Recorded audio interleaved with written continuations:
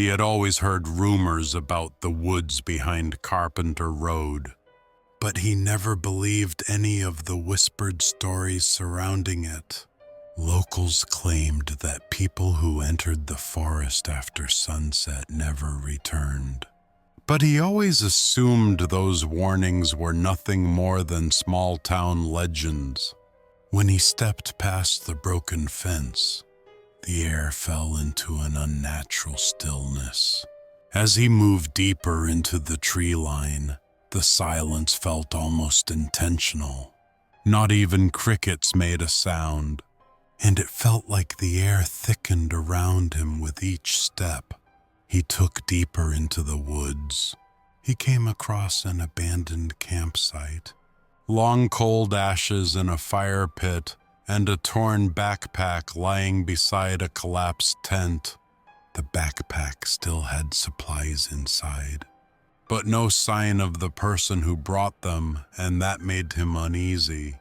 He lifted the tent flap and froze when he saw long scratches inside the fabric, like something had clawed its way out, not in.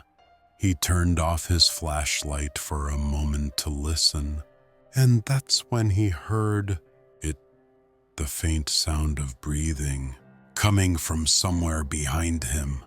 He swung the flashlight around, but each time the beam moved, the breathing shifted as if something was circling him just outside the edge of the light.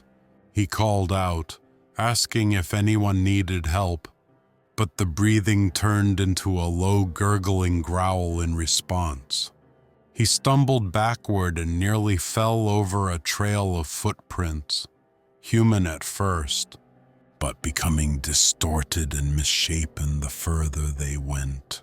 He followed the footprints against his better judgment, noticing how tree trunks became unnaturally twisted the deeper he walked. Branches snapped somewhere above him, and he looked up expecting to see an animal. But instead he saw something pale dart between the treetops. He tried to convince himself it was his imagination, but then he noticed that all the trees around him had fresh claw marks, as if something massive had passed through minutes earlier. He turned to leave, only to realize the trail he had walked had vanished entirely, replaced by a wall of unfamiliar trees. His phone had no signal, and even the compass app began spinning in circles as if refusing to show direction. He decided to walk toward the sound of running water, hoping it would lead him back to the main path. But the stream he found was black as ink and unnaturally still. Something beneath the surface shifted, sending ripples across the water even though no wind blew. He backed away, but as he did, a handprint appeared on the water's surface, perfectly shaped, pale and slowly rising upward. The hand emerged, then another, and then a face rose just enough to reveal glowing white eyes staring directly at him. He ran, branches tearing at his clothes, but every direction he turned looked exactly the same, as if the forest was rearranging itself around him. He slowed down only when he realized he could no longer hear his own footsteps, even though he was still running. It was as if the forest had stolen every sound around him, turning the world into a mute nightmare. He whispered for help, but even his own voice didn't echo. It just vanished into the cold air. Panicking, he turned his phone flashlight on, only to see dozens of fresh footprints suddenly surrounding him, none of them his. Some of the prints looked human. Others were distorted like elongated hands pressed into the ground. He tried to step out of the circle, but as soon as his foot crossed the edge, A deep growl vibrated through the earth beneath him. Something beneath the ground moved, crawling just under the surface like a massive burrowing creature. Suddenly the movement stopped, and the silence returned.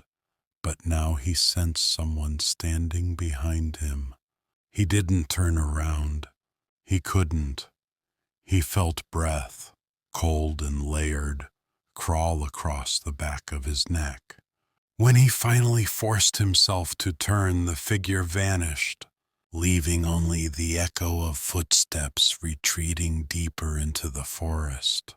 He followed the sound out of desperation until he arrived at a clearing filled with dozens of missing person posters nailed to the trees. Some of the faces were recent. Others looked decades old, their ink washed out by rain. He realized this was no legend. This place had taken people for years. Before he could escape, a low voice whispered his name directly into his ear.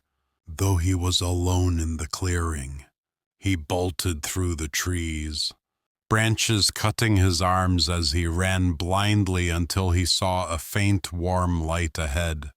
He burst into a small cabin, collapsing on the floor as the warm lantern glow filled the room. He shut the door quickly, breathing hard, only to see deep scratches covering the inside of the wooden walls.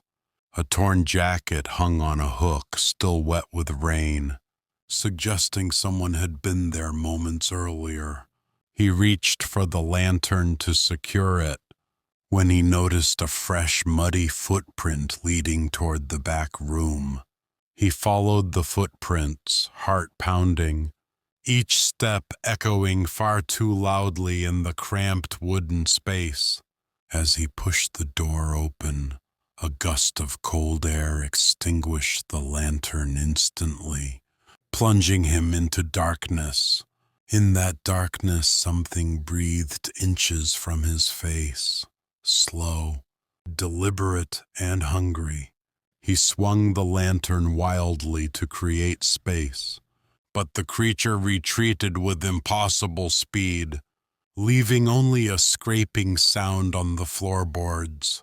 He stumbled backward, reaching blindly for the door, but when he opened it, he was no longer in the cabin. The cabin had disappeared entirely, leaving him standing alone in the center of the forest clearing. A circle of glowing white eyes opened one by one around him. He tried to scream, but the forest stole his voice again, and the eyes closed in,